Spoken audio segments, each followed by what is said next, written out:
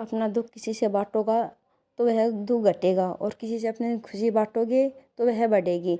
ये पहले कहावत थी, लेकिन अब इस कहावत का कुछ भी वो नहीं है। पहले ऐसा सच में होता भी था, हम अपना दुख किसी से बांटते थे तो घट जाता था, और खुशी बांटते थे बढ़ जाती थी। लेकिन अब बिल्कुल उल्टा है, अगर हम किसी से अपनी तकलीफ या दुख कुछ बताते हैं तो और दुख हमारा बढ़ जाता है, क्योंकि वो ऐसी ऐसी जगह जाके बताते हैं जहाँ हमें बिल्कुल भी पसंद नहीं होता। क्योंकि हम अपना दुख बताते हैं कि वो सिर्फ अपने तक ही सीमित रखेंगे, हम अपना मन हल्का करते हैं, लेकिन उनको बताने के बाद हमारे मन पे इतना और बोझ हो जाता है, हम क्या बताएं। और अपनी खुशी अगर किसी को बताते हैं तो वो पता है बढ़ती नहीं है, घट जाती है, क्योंकि ऐसे ऐसे बंदों की नज़र लग जाती है, अरे इनके घर ये खुशी होने वाली है, अरे इनके घर ये चीज़ आने वाली है, ये वो। ये करने के बाद पता है क्या, खुशियों में है ना ताला ही लग जाता है। अब ये सब किताबी बातें हैं, ना तो किसी को अपना भी दुख शेयर करो, ना किसी से अपनी भी खुशी शेयर करो। जो कुछ भी है हमें भुगतना अपने आप ही सहन करना, अपने आप ही भोगना। किसी से कहने से कुछ नहीं होगा। अगर हम किसी से अपना दुख कहते हैं तो भी कोई फर्क नहीं पड़ेगा, क्योंकि वो दुख हमको ही सहना है, जो तकलीफ है वो हमें ही सहनी है। और अगर हमारी कोई खुशी आई है तो चुपचाप सेलिब्रेट करो भाई, मत किसी को भाई बताओ हमारे पास ये हो गया या हमारे पास वो हो गया, क्योंकि किसी से कोई लेना देना नहीं है किसी को आपसे। सिर्फ ये लेना देना, अरे इनके पास ये चीज़ वो हो कैसे गई। ये हकीकत है, आज के ज़माने की हकीकत है। और भाई चलो इसके साथ ही मैं शुरुआत करती हूँ अपने व्लॉग की, और इसमें आप सबका सबका बहुत बहुत स्वागत है।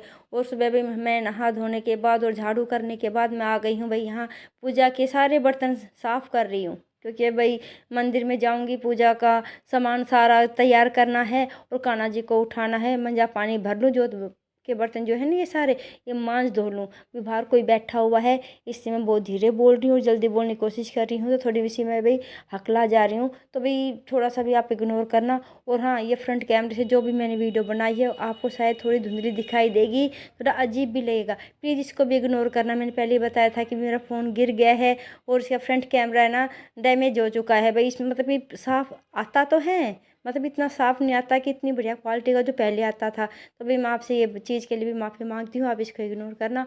और फटाफट ये पानी भर के मंजा पानी भर के भाई मैं मंदिर जाऊंगी, और मंदिर जाने से पहले सबसे पहले भी कान्हा जी को उठाऊंगी। एक तो मन करता है कि नहीं अभी बच्चे सो रहे हैं तो कान्हा जी को नहीं उठाऊं, क्योंकि अभी छोटे ही से ही हैं, वे अब है वो 3 साल के हो गए, 3.25 साल के हो गए हैं। बस सब सो रहे तो उनको भी सोने दूं। फिर सोचती हूँ भाई बाहर वाले मंदिर में जाके पूजा करके आऊंगी, और घर के भगवान जी मेरे सोए पड़े हुए क्या फ़ायदा है।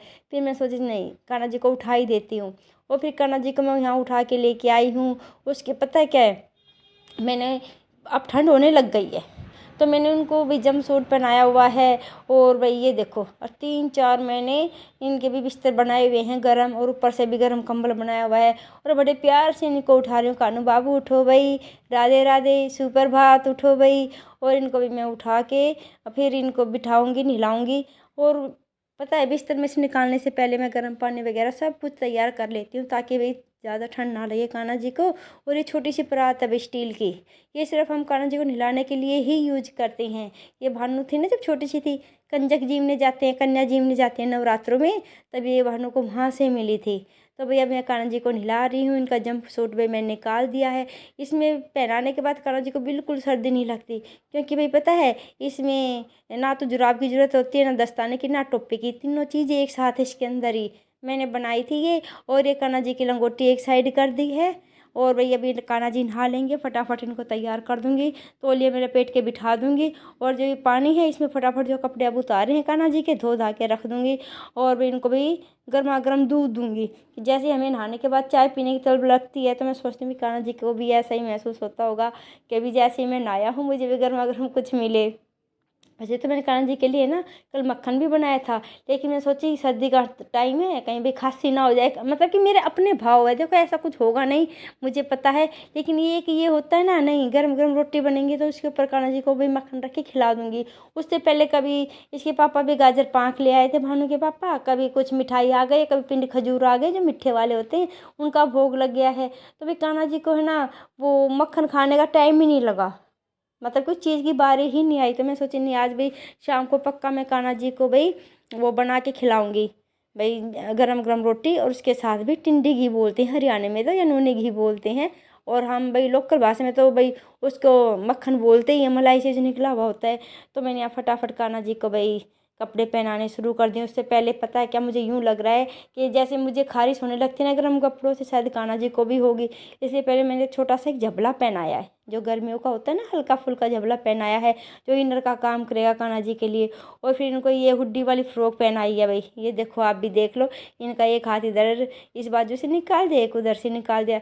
अब कान्हा जी की भाई मैं बांसुरी भी मैंने लगा दी है, और अब कान्हा जी को इनके भी स्थान पे मैं बिठा दूंगी, जहाँ पे है पूजा करूँगी मैं वहाँ बिठा दूंगी। और ये देखिए भाई, मैं मंदिर से आ गई हूँ और मैंने अपने मंदिर में जोत कर ली। ये देखिए यहाँ कान्हा जी दूध लेके बैठे हैं अपना गरम गरम।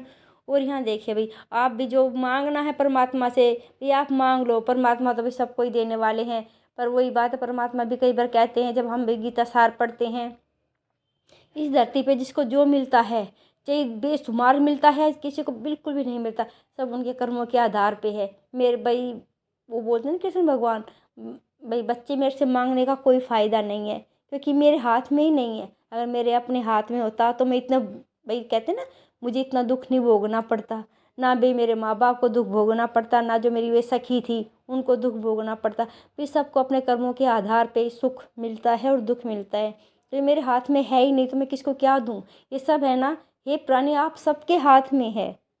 अगर तुम्हारे साथ जो अच्छा हो रहा है वो तुम्हारे पिछले जन्म का ही है। मत सोचो मैं तो भाई खूब झूठ बोलता हूँ, मैं तो ये करता हूँ, मैं तो वो गलत काम करता हूँ, लेकिन फिर भी मेरे पास किसी चीज़ की कमी नहीं है। कमी क्यों नहीं है? क्योंकि तुमने पिछले जन्म में बहुत अच्छा किया है, इसलिए वो कमी नहीं है।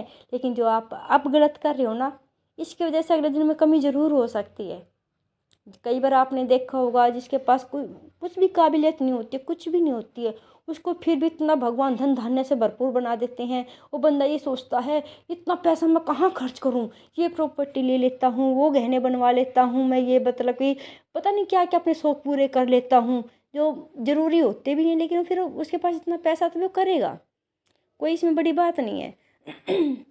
और कईयों को भी भगवान इतना कम देता है, इतना कम देता है, वो बंदा ये सोचता है मैं अपने ये कौन सा खर्चा पूरा करूँ, भाई कौन सा खर्चा मैं रोक के ये काम निकालूँ या वो करूँ। उसको ये पता है कि मुझे ये नहीं करा तो भाई ये काम भी ज़रूरी है, वो काम भी ज़रूरी है, बच्चे की पढ़ाई भी ज़रूरी है, घर का जो है राशन है वो भी ज़रूरी है। मतलब क्यों गरीब तो इतना परेशान हो जाता, बेचारा ये सोचता रहता है मैं कहाँ रोकूँ खर्चा, अरे यार क्या कुछ अपने पास मैं बचाऊँ। एक तो इतना सोचता है भाई ये सब हमारे अपने कर्म हैं। चलो भाई ये तो ज्ञान बहुत हो चुका, सब कोई चीज़ का पता होता है, लेकिन फिर भी पता है हमारा जो मन है ना, वो पापी मन, वो भटक ही जाता है। हमारी बुद्धि पे पर्दा माया पड़ ही जाता है। हमें सब कुछ पता है, क्या गलत है क्या सही है, क्या हम अच्छा बोल रहे हैं क्या बुरा बोल रहे हैं, हमको सब कुछ पता है। लेकिन पता है क्या, हम चाहते हुए भी अपना नेचर नहीं सुधार पाते ना भाई, हम कोई साधु महात्मा बन पाते हैं। क्योंकि अभी गृहस्थी है, गृहस्थी आश्रम में तो भाई बंदा है ना, वो ही है बस, उसमें दलदल में जाता ही रहता है। इससे अच्छा कहते हैं ओम शांति में जो जाते हैं वो बंदे सही कहते हैं कि भाई ऐसे बनो जैसे कीचड़ में कमल, यानी गृहस्थी में रहते हुए भी तुम खूब अच्छा बनो, अपना व्यवहार अच्छा रखो। पर भाई जब तक मैं जाती थी ओम शांति में तब तक तो भाई बहुत मन में ये रहता था, हाँ भी ये बात भी सही है, ये है धारण कर, लेकिन काम की वजह से पता है मैं नहीं जा पाती हूँ, बिल्कुल भी नहीं जा पाती हूँ अब तो। फिर बच्चों की बड़े हो गए हैं, इनकी और पढ़ाई ज़्यादा हो गई है, तो अब तो बिल्कुल भी जाना नहीं होता।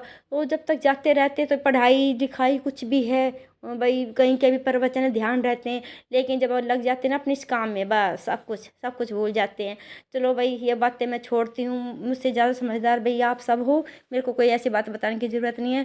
और यहाँ सारा काम धाम सारा तो हुआ नहीं है, लेकिन हाँ कपड़े धो दिए हैं, मंदिर हो के आ गई, नहा ली हूँ, धो ली हूँ, झाड़ू वाड़ू सब कुछ हो गया है मेरा। और आज मैं उठी थी भाई 5:30 बजे, सबसे पहले उठते मैंने झाड़ू लगाई थी, शायद आपने देखा था। उसके बाद भाई मैं चाय बनाई थी, चाय पीने के बाद थोड़ी देर बाद फिर जाते हैं 10-5 मिनट बैठने के बाद फिर मेरे को भाई नहाने की इच्छा हुई थी, चलो मैं अब मैं नहा लेती हूँ फ्रेश वगैरह होके। फिर मैं नहा धो के भाई अपने मंदिर गई और भाई कपड़े धोए। और कपड़े धोने के बाद मैंने सोची कि भाई अभी तो बाहर का बहुत सारा काम पड़ा हुआ है, नाश्ता पानी हो गया था। नाश्ता क्या था, आज तो नाश्ता बाहर से ही आ गया था।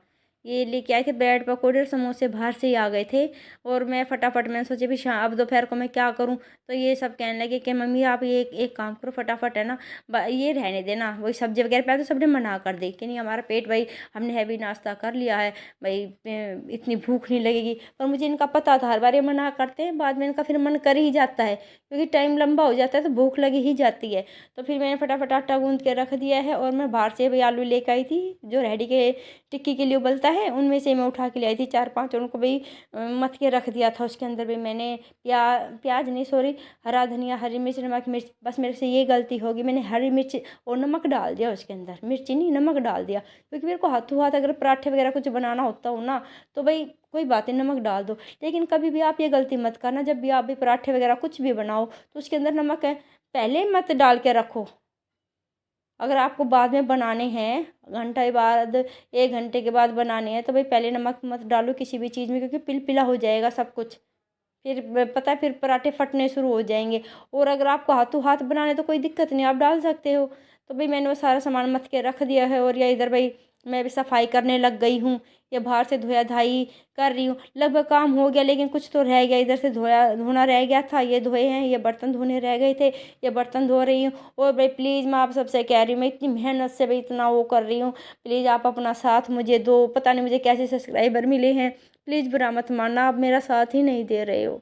पता नहीं नोटिफिकेशन भी पहुंचती है, उसके बाद भी आप नहीं देखते हो, 3-4-5 दिन बाद देखो तो क्या फ़ायदा है ये बताओ। पर हाँ, सब ऐसे नहीं है, और किसी की मजबूरी भी समझती हूँ भाई। कई बार पता है क्या, नोटिफिकेशन पहुंचने के बाद भी हम चाहते हैं फटाफट किसी की वीडियो देखें, लेकिन क्या पता किसी क्या मजबूरी है, किस वजह से वो जल्दी से नहीं देख पाए, मैं समझ सकती हूँ। क्योंकि जितने मेरे सब्सक्राइबर भी बहुत अच्छे हैं, वो बता देते हैं कि भाई हम भाई आपकी नोटिफिकेशन मेरे पास आई है, बस हर चीज़ बता देते हैं। मुझे बहुत अच्छे वैसे सब्सक्राइबर मिले हैं। पर हाँ, फिर भी कुछ हैं भाई नोटी, इनको कहते हैं शरारती टाइप के, थोड़े मन चले हैं, वो ध्यान देते ही नहीं है। आखिर नोटिफिकेशन आई है तो भाई चलो भाई हम देख लें, आंटी का या दीदी का, या जो भी आप समझना चाहो आप समझ लो कि चलो भी देख लें। पर नहीं देखते भाई, बहुत शरारती मिले मुझे तो। वो कहते हैं ना, वो भंवरा होता है, कभी इस डाली पे कभी उस डाली पे। मेरे तो भाई सब्सक्राइबर ऐसे उड़ते रहते हैं, कभी उस वीडियो पे कभी किसी की वीडियो पे। चलो कोई बात नहीं भाई, मैं कोई शिकायत नहीं करी, अपने मन की बात थी सो कही है मैंने। पर कई बार मैं सोचती हूँ भाई मैं इतनी इसमें आई हूँ, मैं इतनी मेहनत कर रही हूँ, सारा दिन इसमें लगी रहती हूँ, ना लेट पाती हूँ ना बैठ पाती हूँ। और भाई पता है मेरा डाटा भी उड़ जाता है, मतलब जितना भी है जिप भी सारे ख़त्म हो जाते। और फिर भी कुछ भाई ना लाइक आते ना कुछ। चलो लाइक मत करो, सब्सक्राइब भी मत करो, पर प्लीज़ आप देख तो लो। अगर आप देखते भी हो ना, व्यू भी आते हैं, तो उससे भी मुझे बड़ी तसल्ली होती है कि हाँ भाई मन करता है। लेकिन कई बार ऐसा मन करता है मैं छोड़ दूँ, सिर्फ खाली सब्सक्राइबर होने से कुछ नहीं होता। फिर ये बताओ, खाली सब्सक्राइब, सब कहते हैं आपकी वीडियो आगे बढ़ रही है, आपके सब्सक्राइबर बढ़ रहे। मैं कहती हूँ जिनको ये लगता है ना, प्लीज़ आप मेरे सब्सक्राइबर ले लो, और भाई अपने वीडियो मेरे को दे दो। मैं तो ईमानदार से कह रही हूँ, मैं तो खुश हूँ, ले लो। और भाई यहाँ बनाया है भाई मैंने ये पराठे वगैरह, आप सब भी आ जाओ और खा लो भाई, और बताओ कैसे बने हैं। भाई मिलती हूँ किसी अगली वीडियो में, तब तक के लिए भी राम राम।